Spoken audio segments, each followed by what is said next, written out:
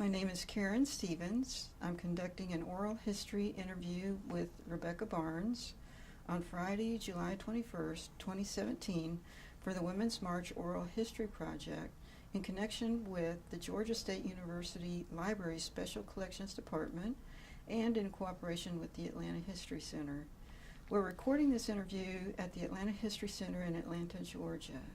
Rebecca, before we talk about your experiences regarding the Women's March, I'd like to get a little biographic information about you. What year were you born?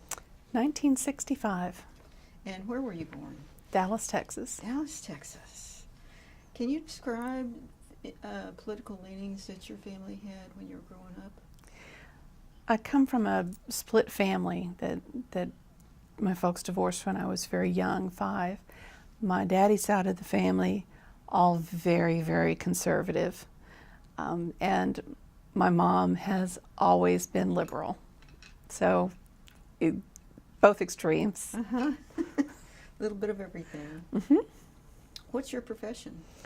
I am a senior corporate paralegal for about 25 years. Is that here in Atlanta? I am here in Atlanta now. Atlanta. Do you support a particular political party? No. I am pretty much fed up with both of them. I understand. Have you been involved in any political activities in the past? With regard to individual candidates, not so much, but I have been very active for different political movements through the Junior League, particularly most recently with our heavy support of passing HB 200 in 2011 here, combating commercial sexual exploitation and human trafficking. Oh, wow. So, do you have any family members who have participated in activist movements? on my daddy's side of the family, no. On mom's side of the family, I can remember as far back as being a little girl when she was still a single mom, stuffing envelopes at somebody's political campaign. So I know that she has always been active. I have no idea who it was, but she's always been very, very active up through campaigning very, very hard for President Obama, as did my dad. Dad is technically my stepfather, but he's dad. There you go. He's the one.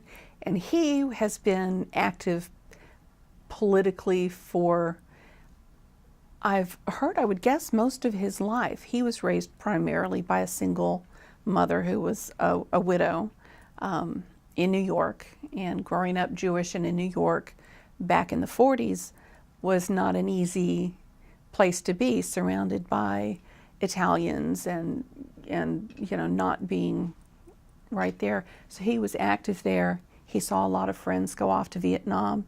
He was very much opposed to it. So he did protest against that. He did, however, serve in the Army here stateside and the Army Reserves, and then in the Coast Guard for not a life, you know, not a full term, but during that period of time. So he did serve, but never had to go overseas, thank goodness. And your stepdad's name is? David Spearman. And your mom's name is? Jackie Spearman. Okay. Have you participated in marches prior to the Women's March? This is the first one. Okay. Why did you march? What got you into the first march of your entire life? It was a combination of things. First and foremost, Mom asked. Mom said, would you be interested? And I'm putting together a bus and we're going to go march. Would you be interested? And I said, absolutely. I'm there. You need me, I'm there. It would never occur to me to not be supportive of something that she was doing. But then also looking at it and looking at everything that had gone on throughout the election and some of the horrific things that were going on, the attacks against women's rights, women's spirits, you know, everything. And the fact that I heard so many people just spewing such total vitriol about having a woman in the Oval Office.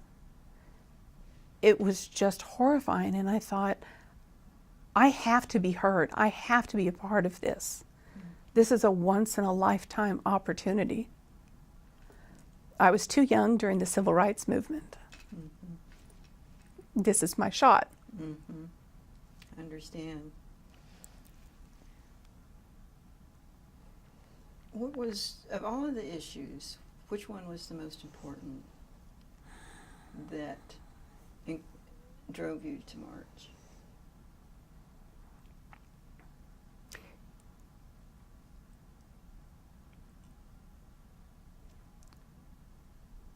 On one hand, it was the woman's right to choose. It hits very close to home for me, for friends. Quite honestly, I've had to make that difficult decision. And the people who think it's easy don't know what they're talking about. But it's a choice I had to make, given the circumstances. No one has the right to govern someone else's body. Ever.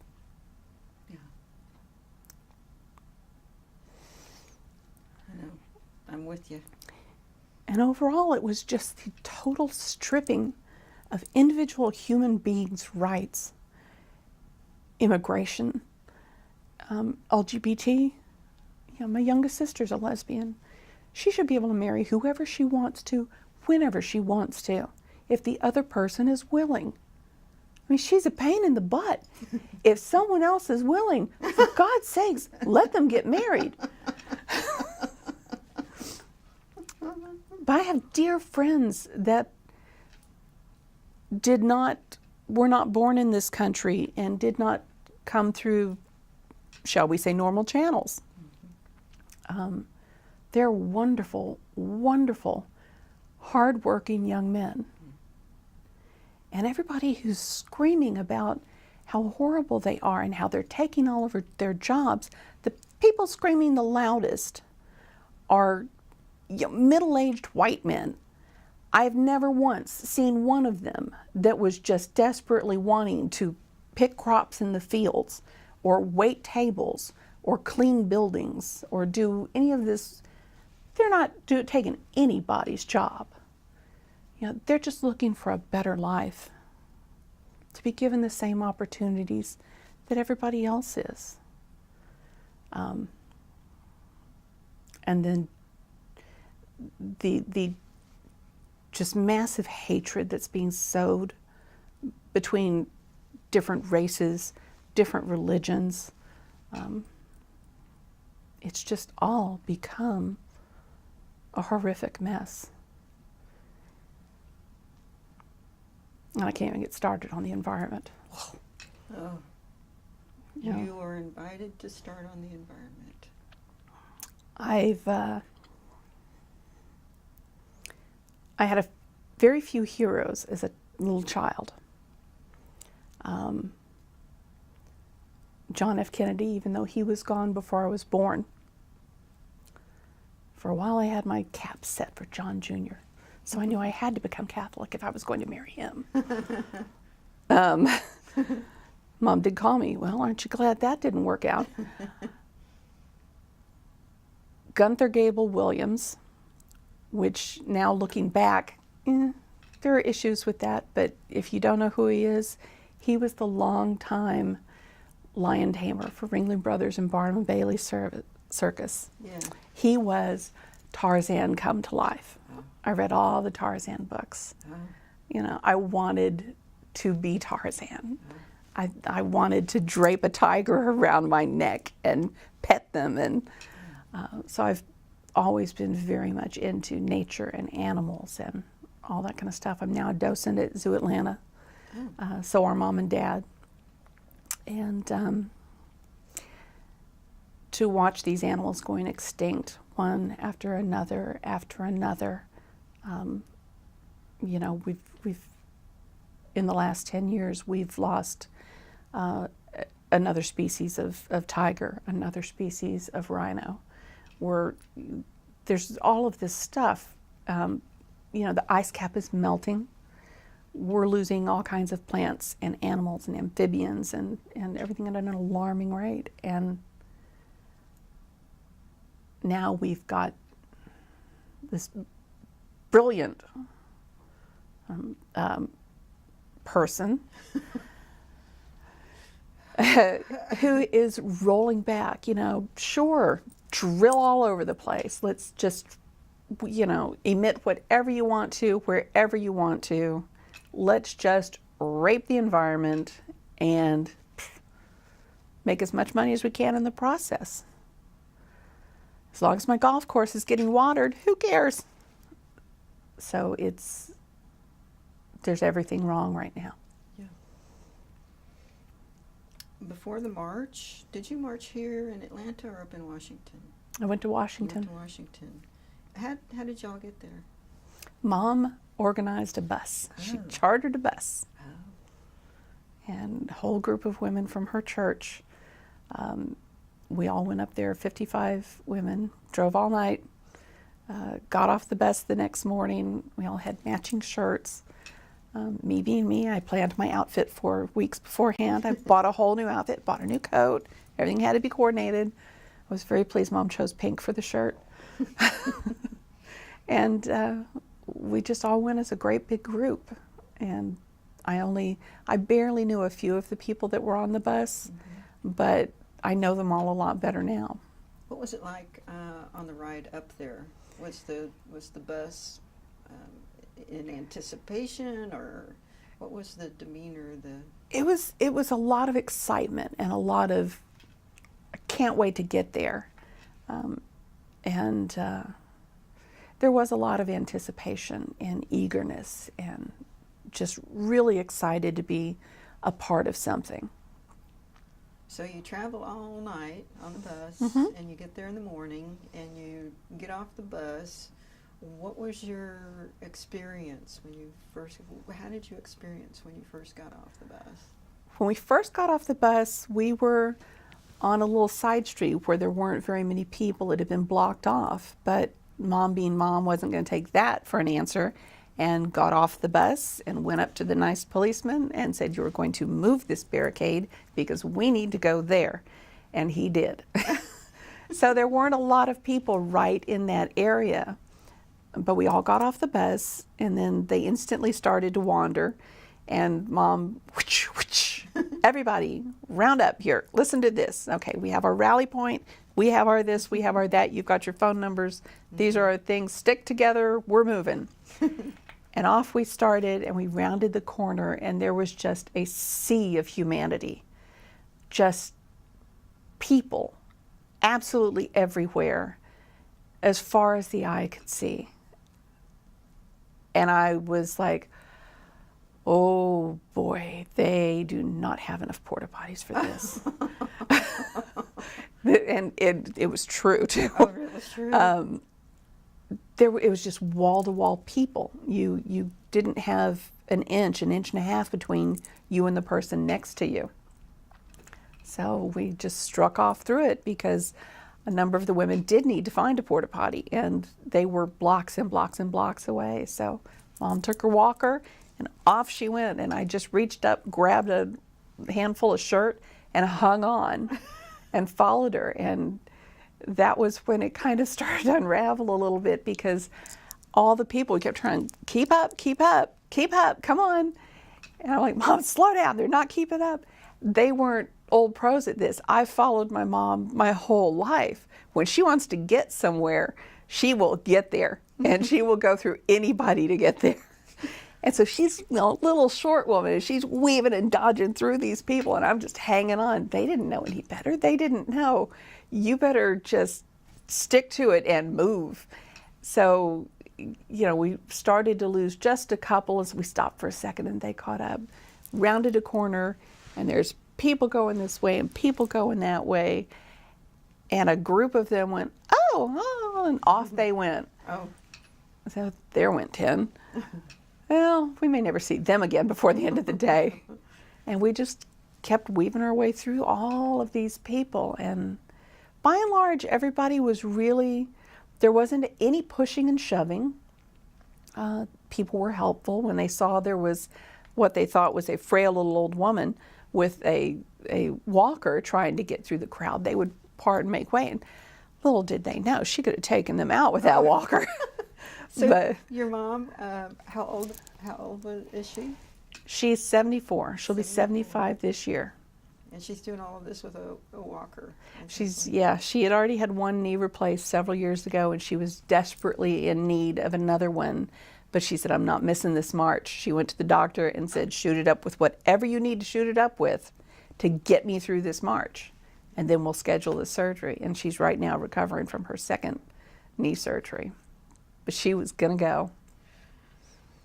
Were your family and friends supportive when you decided that you were going to march? All of my family and friends that I, really talked to about it,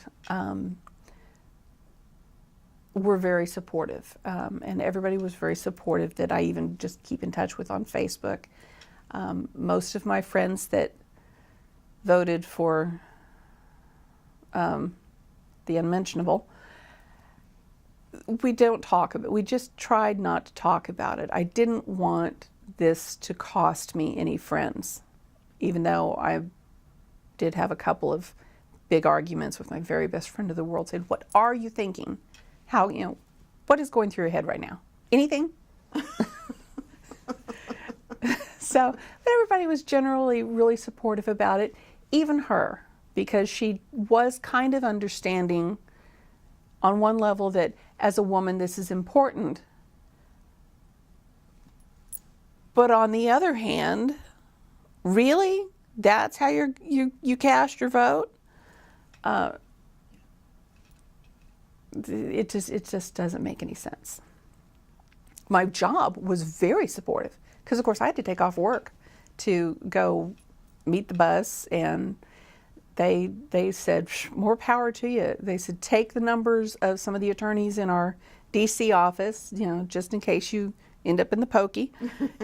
And so I did, and I called a couple of them and said, hi, we haven't worked together yet, but I'm in the Atlanta office, and if I call you this weekend, pick up, because I'm going to need somebody to come get me out of jail. And they said, yeah, take the day off, take Monday off to recover if you need to. You're good. Oh, that's great. So what were your feelings, as you started the march, and, you're trying to keep up with your mom, and what were your feelings with all of that was going on around, all of the people and the movement, and what were your feelings? It was about the incredibly empowering. I have never, there were men there, not a lot of men, but there were men there, and they were being very supportive, and they were being very, you could tell they had mothers and sisters and wives and daughters, and they wanted, people to know that they were there for them. But I had never seen that many women come together. I've always been one of the boys.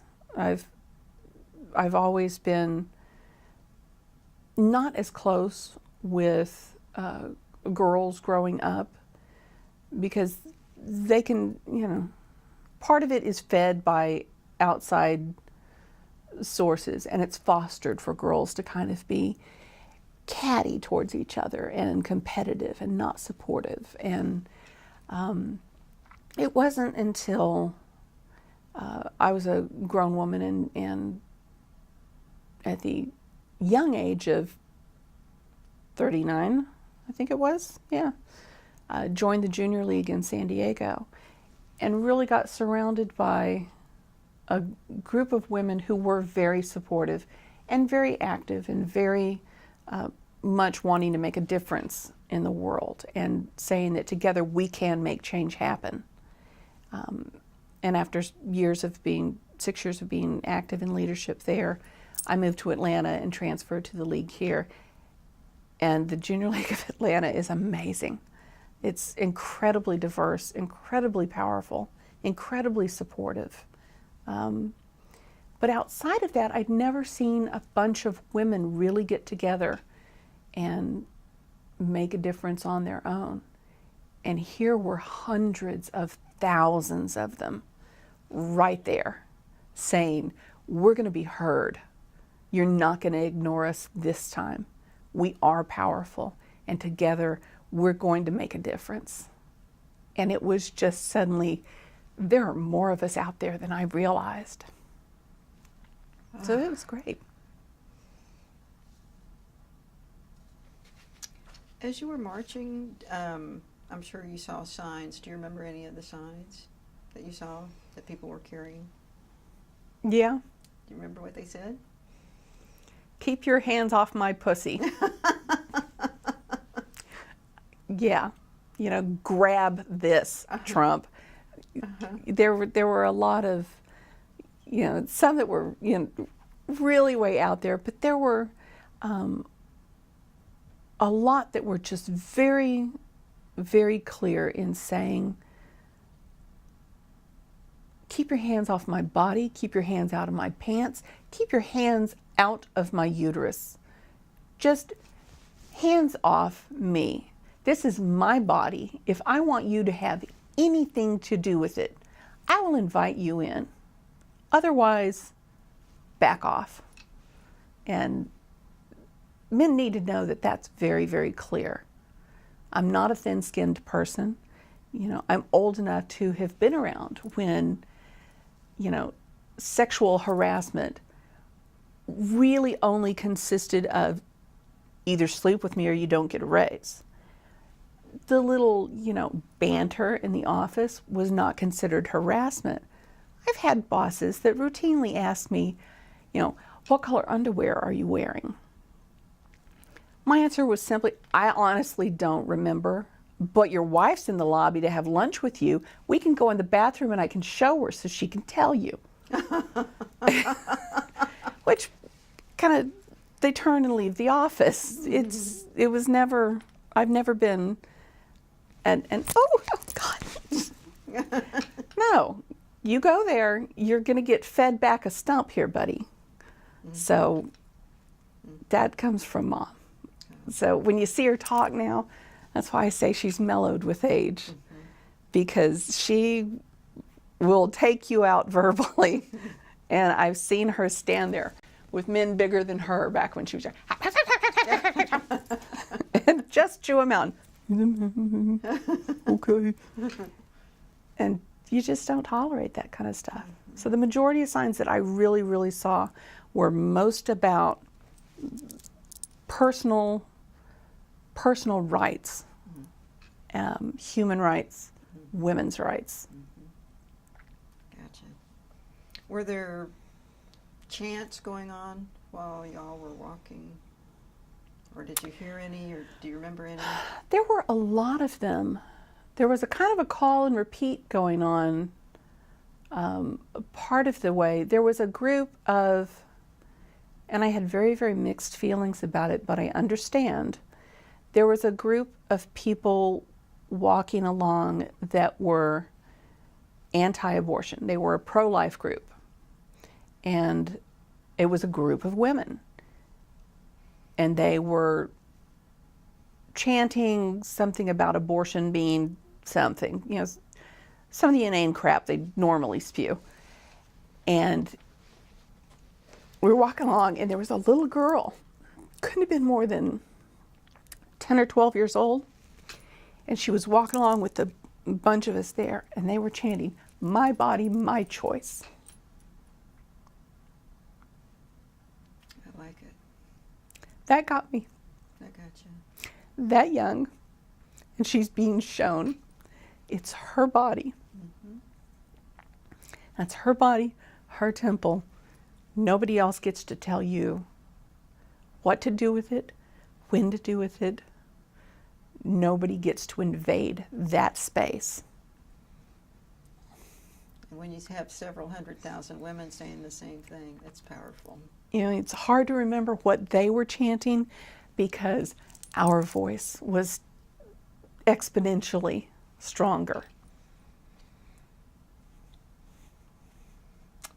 Did you get to hear any speakers when you were marching? It was hard to hear a lot of them. One of the great big main intersections where we were, where the infamous losing of Mom occurred, we were there and still for a while, and it was when they were doing the say her name and say his name portion of it. All of the women who'd been murdered and nobody talked about it. The young black men who had been murdered and did not get justice. So they were doing this, say his name, say her name. And so I got to hear a lot of that. I was a little distracted because at that point in time, Mom and I had been separated from the entire rest of the bunch. And we knew they were supposed to be coming through that intersection. But there are 10,000 people in that intersection. So there were steps there, and she's on her walker, she can't go up them. She said, well, you go up to the top of the steps and look and see if you can see any of them. And so I went up there, and I can't see them at all. And she says, stay there. I'll come around to you. There's a handicap ramp. No. Off she goes. 20 minutes later, no Mom.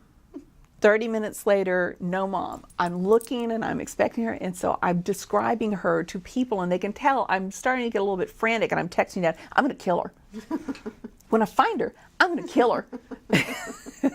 And there were a few expletives in there, and cell phone service wasn't working, so I couldn't get her. She couldn't get me. She couldn't get back.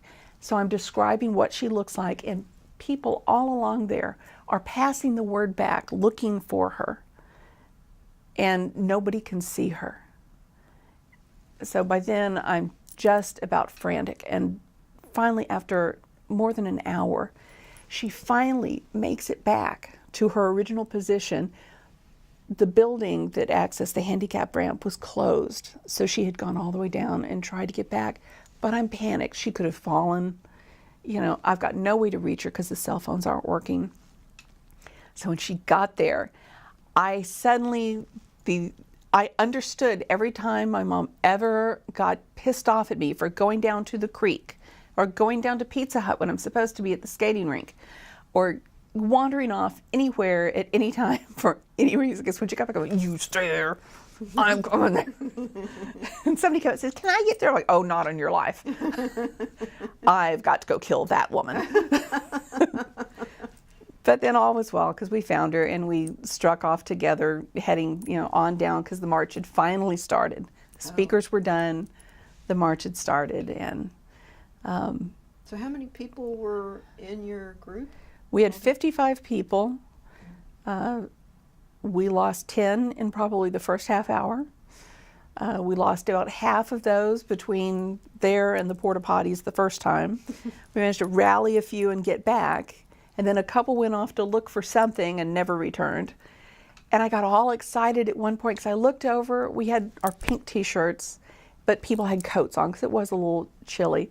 But we had these bright yellow felt scarves, and I saw one, and I got so excited. And I said, oh, there you are. And the person turned around because it was the back of their head and a hat. And it was an old man with a big fluffy beard. You're not one of us. Sorry, I thought you were someone else. So I thought, no, there are more people out here with yellow scarves. This is not good. But luckily, Mom planned for all contingencies and had given everyone map and specific instructions to a rally point that should we get separated, this is where we meet. Sure enough, we got there and they started trickling in. And everybody finally showed up. Back together again. Back together again with all kinds of stories. Did y'all see law enforcement while you were marching? I was really shocked. I did not see a single law enforcement officer at any point during the march process. The last law enforcement officer I saw was the one Mom made move the barricade. Oh. I never saw another one the entire day. which was very strange. I would have thought they would have had more of a presence there. But luckily it was totally peaceful. And you talked about the opposition protesters. Was that the only No, group? there was an others? island of morons. It was away from most of the main happenings. It was farther down in the march area. But there was one kind of little island in the middle of the street where they had signs that were, they had KKK signs, they had white right signs, they had Muslims are the devil, they had all kinds of everything, just anti-immigration, they were the most horrific bunch of people, and they were saying things with bullhorns, and just, it was one of the most stomach-turning things I've ever seen. I'm thinking, on one hand, I'm a little proud of you for not having your hood on and, you know, showing your face, because really that takes kind of a lot of guts, or you're the stupidest person I've ever seen. If I were that dumb, I would never want anyone to know who I was. And they were just shouting all things like, you know, you're all going to burn in hell, and very, very anti-gay. And all the people around, there were a few people that yelled a few New York phrases to them, the typical New York greeting, which, if you've never heard your dad use the F word 5 times in a 7-word sentence, it's amazing to behold. So there were some choice greetings going on there, but by and large, as people went along, the part of the Women's March were chanting back things like, you know, love rules, and, you know, love rules, hate rules, and things like that, that was more about peaceful and loving each other and accepting each other. We're even going to accept the fact that you're an idiot, but you've got the right to be as much of an idiot as you want to be. But we're going to be louder than you are. Right. Is there, what, were you aware of the media coverage while you were in the march, or was it after the march that you started hearing about the media? I knew there was media coverage at the march that we were at. I had no idea that it was, I knew that there was talk about having little marches in other places just for the people that couldn't be there. I've got some friends that went to the march here in Atlanta because they couldn't get up to DC. But we didn't see a lot of news cameras. There were some places, particularly where the main speaker stage was, that's where all the media trucks were. And us, you know, Mom and I being who we are, we have no interest in the media. We went the other direction. So they were all pretty much gathered in that one spot. You know, let's get the celebrities out there. And it was just a big crowded mess. But all along the way, we saw some what looked like independent film crews or individual cameramen with an obvious professional camera that we'd see occasionally, but not a lot of real big media coverage. Afterwards, when we saw what was happening worldwide, it was amazing. What did that feel like to see that? Do you remember the feeling you had when it first dawned on you that this was big? Incredible joy that we're not alone, that maybe this will get his attention. You're such a cluster, everybody knows the end of that people on a boat in Antarctica are protesting you. People in Iran or Iraq, in the Middle East, where they could be killed for this, are out protesting in the streets in support of the Women's March. You know, you are hated worldwide, and your policies are archaic and hated worldwide. This is not going to work. So to hear not just, it was overwhelming to have hundreds of thousands there, and then to see that it was huge in LA. And a girl I grew up with that lives in Philadelphia now, she marched up there, and we start seeing things on Facebook because we've got service again, seeing all of these places. It was so big. And then, you know, Ireland and Australia and France, and boy, the French really hate them. It was just breathtaking. Yeah.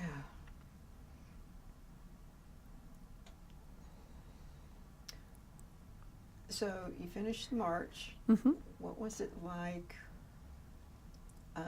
on the way back to the bus? And then once you got on the bus on the way back home, what was that feeling like? It was relief and more excitement. And especially at first when we're all trading stories about what we're seeing online and what we're able to see, and oh my God, isn't this wonderful? And then the utter exhaustion kicked in. Oh. And I've always been one of those lucky ones that I can sleep anywhere, anytime. So I just, I'm out. Wake me when we get to food. But they were all very grateful and very supportive and very bonded. And they started talking about, you know, we need to keep this going. Let's, you know, Mom threw out the idea that she'd like to form a women's group, and they were all very enthusiastic. Yes, let's do that. We're going to be a part of that. And they have, and it's flourishing. She's going to see this, so there are things that I can't say. Maybe I won't show her. She's going to have a surprise 75th birthday party this year. Oh. And I'm thinking, how can I invite everyone in the women's group? That's a lot of people. So she's, it was great. It was, Yeah. a lot of people didn't want to sleep. Oh, And those that did, just did. There was no, you know, can you quiet down a little bit? I want to go to sleep now. No, it was just like, I'm tired, I'm sleeping. You're up, party on. Mm-hmm. But then, of course, when we all woke up and stopped for our dinner,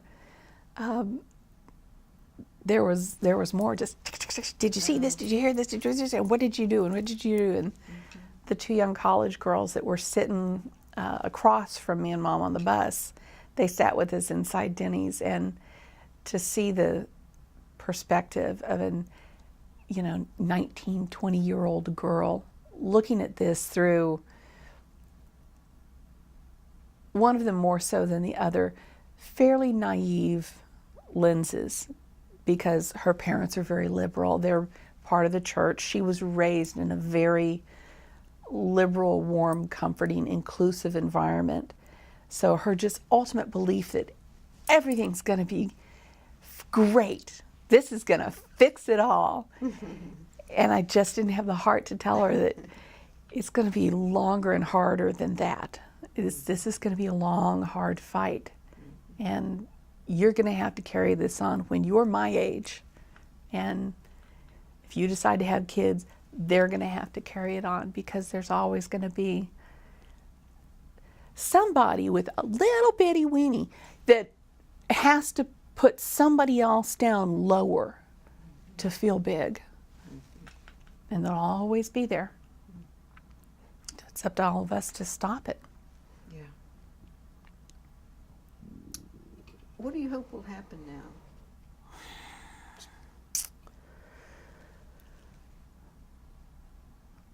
I'm hoping, not just because of the march, but because of what happened with the election and the results of it, I'm hoping people will really realize they've got to stand up and be counted.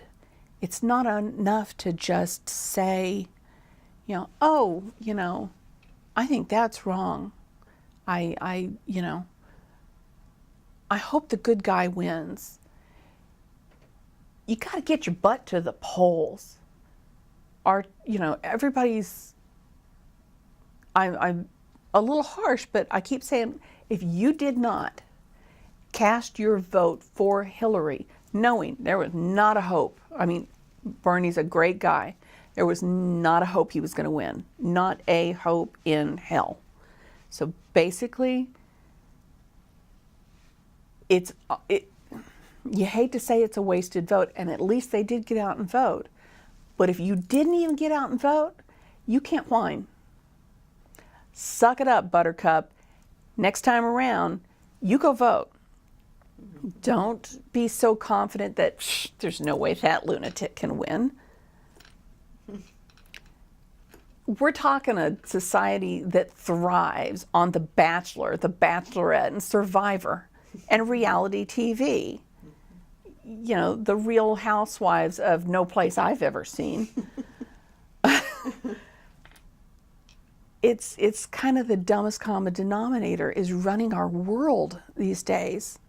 So those people that have a conscience and have a moral compass and have the ability to distinguish between what's right and wrong, you've got to take affirmative steps.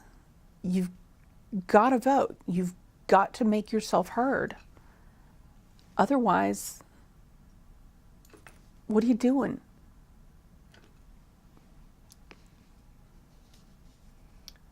What do you fear may happen? Reelection. I mean, on some levels, seriously. But I fear the absolute destruction of our planet. I fear the rolling back by decades of human rights, particularly in this country.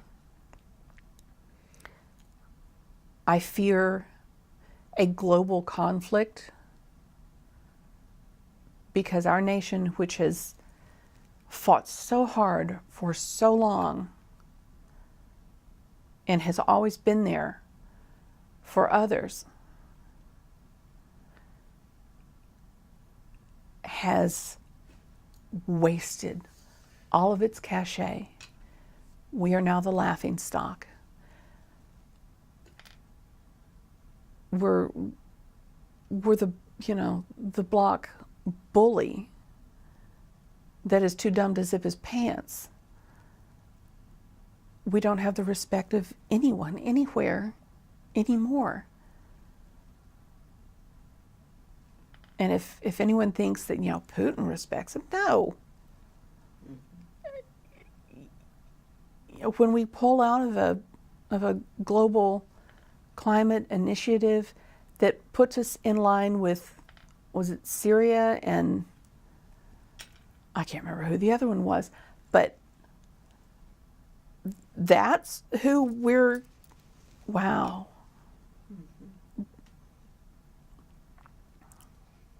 No one's going to have our back next time we need it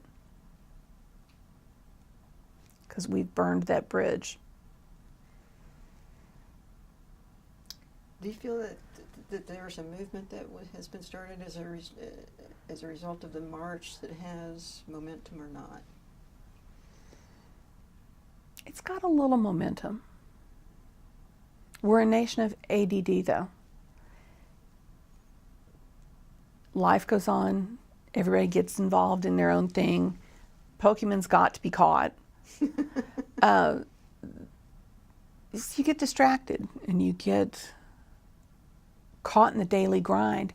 And now that daily grind is harder for everybody, well, harder for 99%,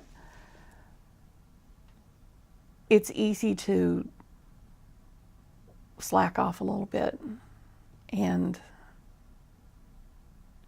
it won't be until the next big crisis that it really goes up again. But I think they're keeping it simmering and going and moving a little bit and just boiling under the surface and waiting until there's something that can be accomplished. Because right now there's nothing that can be accomplished because we've got an imbecile running amok, doing all kinds of incredibly wrong things nepotism to a level that has never been seen in politics in this country. And not one of these people that knows it's wrong. You know, they may be politicians too, but you know that in their heart, they know morally this is wrong. Not one of them has the backbone to really stand up and call them on it. You can't do this. They've failed at everything that all of these, oh, yeah, we're going to build a wall, Mexico's going to pay for it. There's we're going to stop all Muslims from entering this country. We're going to repeal and replace Obamacare. We're going to do this. There is no wall. There is not even a truck being loaded with materials to build the wall. It is not happening. And Mexico is certainly not paying for it. You know, the bans on Muslims keep getting struck down in the court because, thank God, we've got a checks and balances system that can keep some kind of rein on it. You know, what do they call her? The notorious RBG? The notorious Ruth Bader Ginsburg? Oh, yeah. I hope she lives forever. Me too. And if she thought she was going to retire, honey, stay seated because you can't go anywhere. We can't release that seat. Sorry, but you're going to have to keep working. I'll carry her to the court if I have to. That's right. We have all got your back because we need you more desperately now than ever. You know, and some people are actually out there going, wait a minute. You mean I'm not going to have health care anymore? Oh, well, that's no good. Well, turn off reality TV and think this through before you vote next time. This is what he was talking about. Do you really think this man cared about you at all? He doesn't care about anybody except himself and his really weird and inappropriate attraction to two people, Putin and his daughter. It's a little disturbing. Mm-hmm. Was there anything about the march that surprised you? Speakers talked about the size of the crowd. We talked about the speakers. The size was what surprised me most of all. The size and the global movement that took place that day was what surprised me more than anything. And I think it surprised everybody. I don't think the people who planned it had any concept that there were going to be that many people there. Let me ask you about that, because I personally have wondered myself, what happened? It started out as a woman, last name Shook, from Hawaii on the inauguration day, or no, when Trump won, said we got to do something. And then 2 months later, there is a march of women on 7 continents. How did that happen? It's historic. It's phenomenal. You were there. What was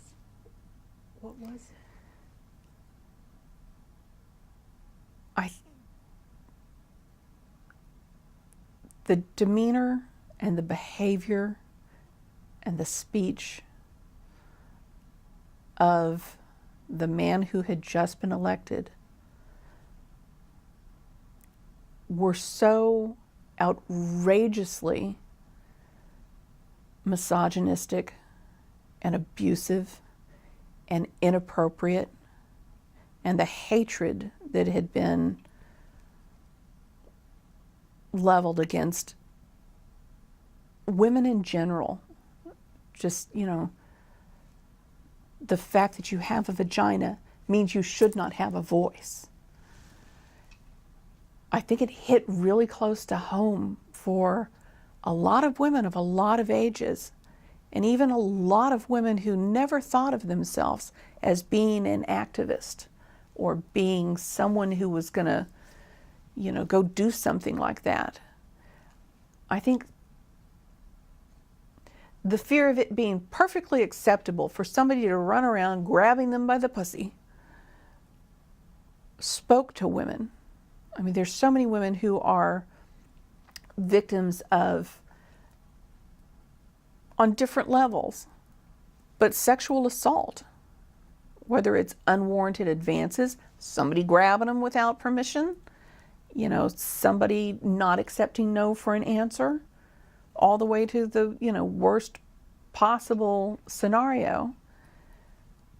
I think a lot of women heard that acceptance that it's okay for people to treat you like that. Just take it. Go along. It's going to be fine. Just cry your little eyes out a little bit, and, the big bad man will just make everything better. I think that spoke to women very loudly, that, no, that is not okay.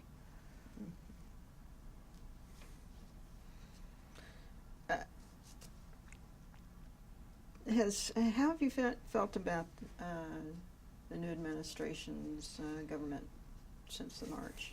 I mean, it's been about 6 months. It's been 6 months to the day, I think. 6 months to the day. I think this is an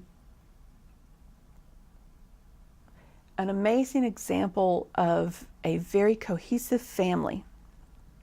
You know how there are families that they name hospital wings after, or a hall at Harvard? I'm leaning towards they should have a whole wing in the federal pen. There's room to house them all. It's bewildering, the things that go on, and just the everyone who disagrees is a liar and is false and is a bad person. This guy is great. This is my new guy. He's my man. He's a great guy. He's so smart. He's, he's huge. He's going to do a great job. And then the second that person doesn't kowtow and do exactly what he's told to do and just,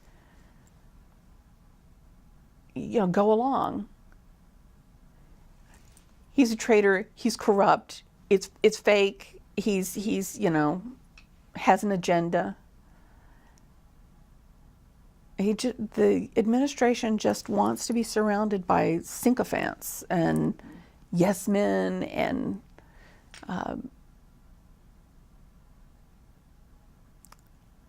it's horrifying to watch. It's crazy making. Yeah.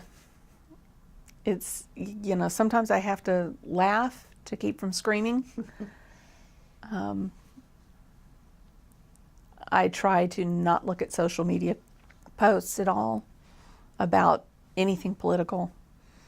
It's too much. I can't deal with the hate, anger portion of what's still going on out there. Get over Hillary, folks. That horse done left the barn. The election's over. Hillary's not to blame for your problems. You're going to have to find something else to beat about the head and shoulders, because she's not running for office. Hopefully she's having a great big cup of, I told you so, people. Mm-hmm. I warned you. Mm-hmm. Has the march changed you in any way? I think it's made me, frighteningly, it's made me stronger. I am my mama's girl. I'm Jackie 2.0. I've always been a strong-willed, strong-voiced, independent woman. I think it's made me more so. It's made me more willing to not just think things privately, but to say it and put it out there. And if you don't like it, tough. If you don't like me, that's fine. I'm so sorry. Move along. I've got plenty of friends that do. And if you can't handle me, well, that's your problem, not mine. Do you have any strategies for people who are trying to cope in this uncertainty or disappointment? I remember when you asked Mom that, and she says it's okay to, take some time. Yeah, you got 30 seconds of that. There's no time for wallowing in it, and I come from a long line of make it happen, get it done. Here's the problem. Here's how we're going to solve it. We're going to deal with it. So I don't have any time for feeling bad about it or feeling sorry about it. It's like, this is the situation. This is how we're going to deal with it. And just pull them up and get on with life and fix it. When you've got a chance, fix it. I'm a fixer. I make things happen. You need something done that's absolutely impossible and 25 people have told you no? Watch this. Mm-hmm. And I get that directly from my mom. Give me 30 minutes. I'll make it happen. Mm-hmm. Are you running for president in 2018? No. Oh. It's not a job I would ever want. So for those that, for good and valid reasons, desire that office, you've got my respect as a general rule. Yeah. For those that just want it for their own purposes or agenda, yeah, not so much. Yeah. Is there any one thing that stands out about the march as we start to draw to a close? Any one thing what stands out the most about the march for you? The diversity. So many different people, so many different, what started out as just a woman's march, not, just a woman's march, but it was originally intentioned to be a woman's march, but there was a realization that women's rights are humans' rights, and it spills over into immigration rights and LGBT rights and religious freedoms and the ability to disagree about different things, There was such a diverse group of people. Everywhere you looked, there was someone of a different age, different race, different economic, background. There were people who I would normally think of as, hippies, and which my folks were hippies. Oh God. Were they? Yes. And Dad actually spent time in the Haight-Ashbury, so yeah. But there were, everything. And people that normally I would have no tolerance for spending time with them because our styles just clash too much. You're fully welcome to your own belief, but I don't want to go have a drink with you because you're going to make me crazy. I'm type A, I'm go, get it done, and, doesn't fit into my timeline very well. But there we all were, and everybody sharing. And the women who knitted the hats from the church for us, they knitted way too many. So as we're there, we're like, well, I don't want to carry this bag of hats all day. I looked around and said, would anybody like a hat? And there were people just, I would love one. Thank you so much. I didn't know where to get one. I don't know how to knit. And there were guys wearing them and women wearing them, and they were sharing them around, and people offering each other food and bottles of water, and not people working there, just people who were there on the march. I was a Girl Scout. I came very prepared with a coordinating clear pink trimmed bag. full of snack bars and, drinks and all kinds of stuff. So just sharing with whoever needed something, and people picking people up when they fell, or making room for people, or making a place for somebody to sit when they were tired. Just everybody coming together and making it a peaceful, zero incident experience that just said, here we are. And it was a positive force. There was, with the exception of the two that got drowned out, it was just a big positive wall of energy. I've never seen anything like it. Before we close, I'd like to give you the opportunity to talk about anything that you wanted to talk about that you didn't. Anything about your mom or the march or the way you felt before, during, or after. I'm so glad I did this with her. I'm very sad none of my other sisters were able to or did. Some couldn't financially or because of work conflicts. Some just don't get up and do things. But I've watched her my whole life be this unstoppable force.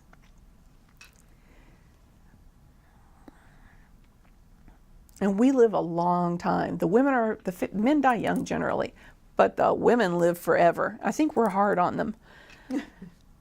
But she's 75 this year. She won't be here forever.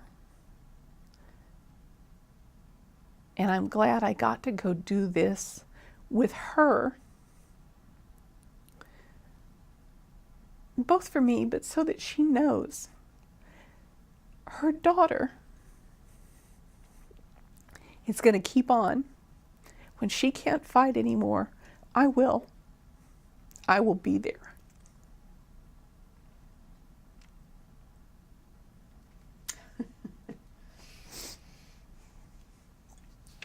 Well, Rebecca Barnes, Jackie Spearman's daughter, thank you so much. I appreciate you taking the time to do this. And what an incredible mother and what an incredible daughter. Thank you. Thank you.